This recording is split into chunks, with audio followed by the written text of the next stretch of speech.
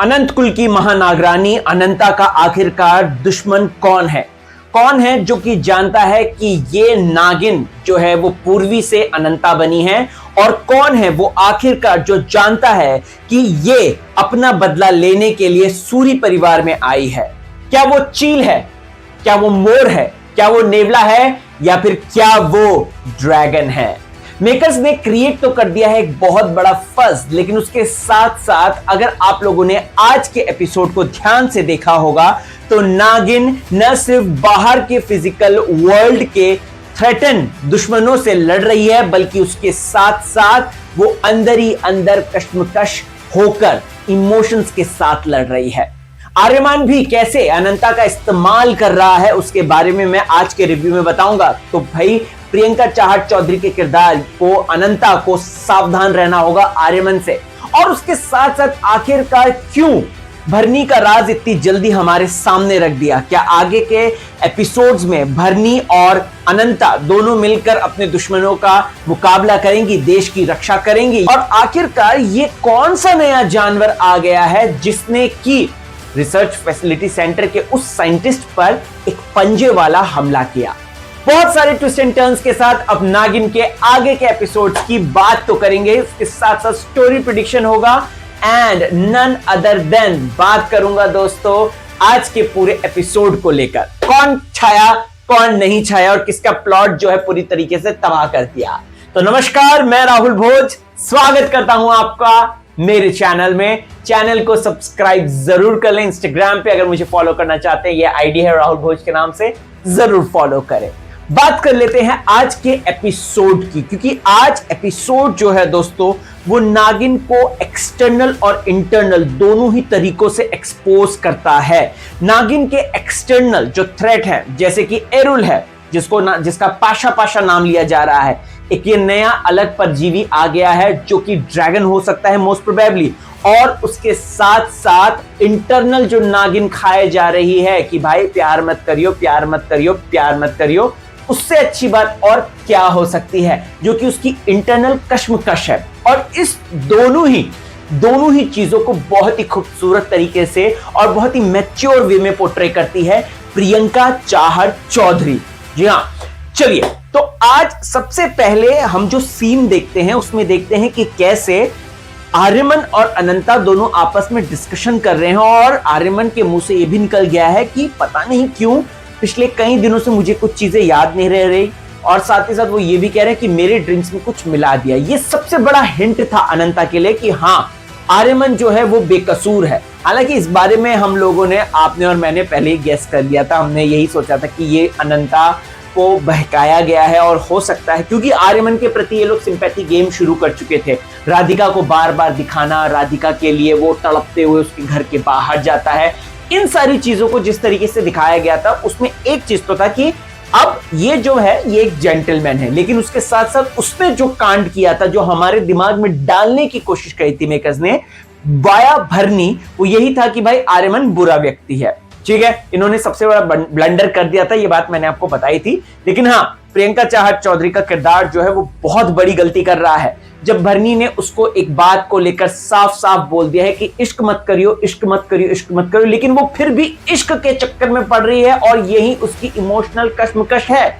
हाँ जी, क्योंकि यहां पर आर्यमन अभी भी राधिका के प्यार में उलझा पड़ा है और अनंता आर्यमन को प्यार करने लग गई है। इनफैक्ट जब स्टार्टिंग में जब वो पूर्वी के रूप में मिली थी तभी प्यार करना शुरू कर चुकी थी।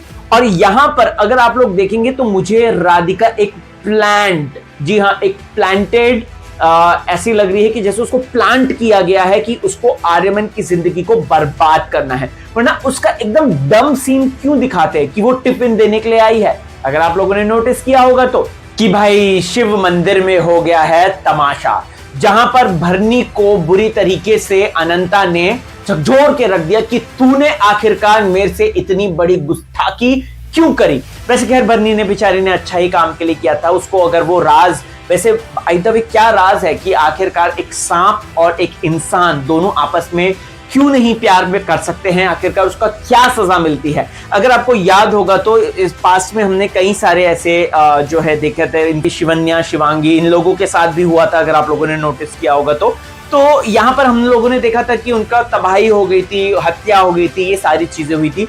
तो ये अनंता के साथ ये प्लॉट लाने की कोशिश कर रहे हैं मेकर्स, लेकिन अच्छा है कि अगर वो ना लाए।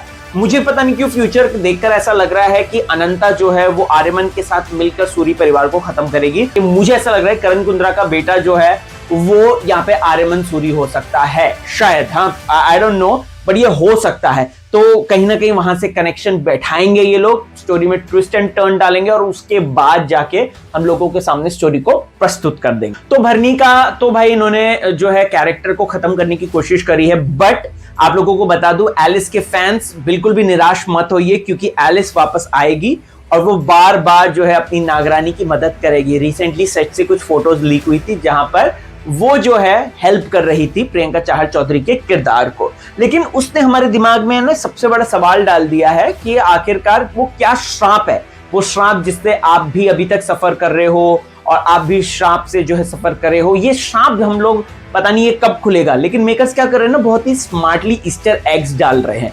अब यहाँ पर इन्होंने जो है राधिका के किरदार को भी इंट्रोड्यूस किया है, लेकिन उसके साथ साथ इन्होंने एक ईस्टर एग पहले ही डाल दिया था। जब गंगा जी में ऑलरेडी ड्रैगन डूब चुका था तो वो वापस कैसे आ सकता है, ये सबसे बड़ी सच्चाई है।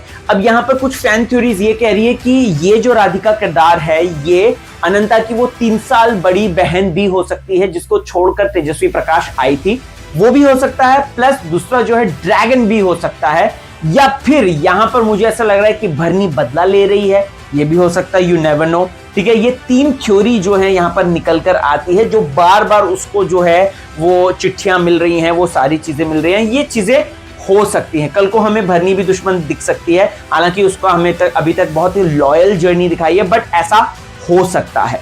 अच्छा, विक्रांत की अगर मैं बात करूं तो विक्रांत कहीं ना कहीं विक्रम जो भी है, तो उसकी अगर मैं बात करूं, साहिल उफाल के किरदार की बात करूं, तो वो बहुत ही स्मार्टली जो है प्लान कर रहा है और वो जो है आर्यमन को नुकसान पहुंचाएगा, आप देख लीजिएगा। और उसको बचाने के लिए प्रियंका चाहर चौधरी की नागिन आएगी और वो उसी को खत्म करेगी, आप देख लीजिएगा, ये होने वाला है, क्योंकि वो बहुत ही स्मार्टली प्लान कर रहा है। आर्यमन कैसे कर रहा है दोस्तों, अनंता को इस्तेमाल कर रहा है, वो बार बार विक्रांत की जला रहा है, उसको कभी हाथ पे किस करता है, कभी उसको बोलता है कि आ मेरा हाथ पकड़ करके, कभी उसको मास्क ठीक करता है, कभी उसकी आंखों की नशीली होने की बातें करता है। तो ये आर्यमन कहीं ना कहीं इस वजह से भी अनंता का इस्तेमाल कर रहा है ताकि वो विक्रांत की जला सके। सो मेन यहाँ पर एकता कपूर ऐसा लग रहा है दिखाने की कोशिश कर रही है कि भाई वो लड़की नागिन जो है वो इतनी सारी मुसीबतों से लड़ रही है, और देखो बेचारी कितनी, मतलब क्योंकि ऐसा होता है ना कि अगर मेन हीरो हीरोइन के प्रति जो इतने सारे नेगेटिव एलिमेंट्स आ जाते हैं तो हमारी एक दया, एक सिंपैथी जनरेट होती है। ठीक है, तो ऐसे ही वो कोशिश कर रही हैं अपने पूरे इस सीजन में। आपको क्या लगता है कि नागिन का कौन सा दुश्मन आया होगा? क्या वो मोर होगा, क्या वो नेवला होगा, क्या वो ड्रैगन होगा? येती को तो बेचारी मार दिया, वो बांध दिया है सीजीआई फाइट में, मुझे अच्छा लगा, वो एआई का अच्छा यूज था और इन लोगों ने काफी अच्छा एमैल्गमेशन किया है एआई का। वो ड्रैगन की तरह अननेचुरल नहीं लगा था, ये थोड़ा सा नेचुरल लग रहा था और ऐसा लग रहा था कि हाँ ये कुछ ऐसा चीजें चल रही है। पाशा वाला सीन मुझे ऐसा लगता है कि कॉमिक रिलीफ डाला गया है, और अब ये जो नागमणि वाला सीन दिखा रहे हैं ये कि उसको नागमणि देकर वो पाशा के पास जाएगी, तो एक एक ये इसको पता चल जाएगा कि पाशा भी एक दुश्मन है, तो हो सकता है वो पाशा को वहां पे टपका दे, तो कुछ भी हो सकता है। अच्छा, वो जानवर के निशान भी मिले थे और वो वापस आ गया, मुझे ऐसा पता नहीं क्यों लग रहा है कि वो नेवला हो सकता है, कुछ भी हो सकता है, यू नेवर नो, कोई और किरदार इंट्रोड्यूस हो सकता है। बाय द वे, आपको क्या लगता है कि वो कौन सा दुश्मन होगा? क्या वो मोर है, क्या वो नेवला है, क्या वो चील है, या फिर क्या वो ड्रैगन है? कमेंट जरूर कीजिएगा और बताइए मुझे अपनी राय, और रीजन भी जरूर बताइएगा क्यों। मैंने तो बोल दिया शायद हो सकता है नेवला हो वो, लेकिन आज के एपिसोड में अगेन प्रियंका चाहर चौधरी सबके ऊपर भारी पड़ी है। मुझे प्रियंका और भरनी का सीन बहुत अच्छा लगा, मुझे प्रियंका और आर्यमन का जो सीन था, वो जो बेड वाला जो सीन था, और वो जिस तरीके से वो कन्फ्रंटेशन कर रही है, प्यार का इजहार कर रही है, वो वाला सीन भी बहुत अच्छा लगा। साहिल उफाल को जितना भी दिया गया है अभी तक का किरदार, बहुत उसका एक नेगेटिव और ग्रे शेड निकल कर आ रहा है, तो बाकी के किरदारों की तो वो सही कर रहे हैं। बस मुझे है ना पता नहीं आंखों में खटक रहा है रवीश का किरदार, वो बंदा मुझे पता नहीं क्यों, sorry to say but I don't want to जज, बट लेकिन वो किरदार उसमें सूट नहीं कर रहा है।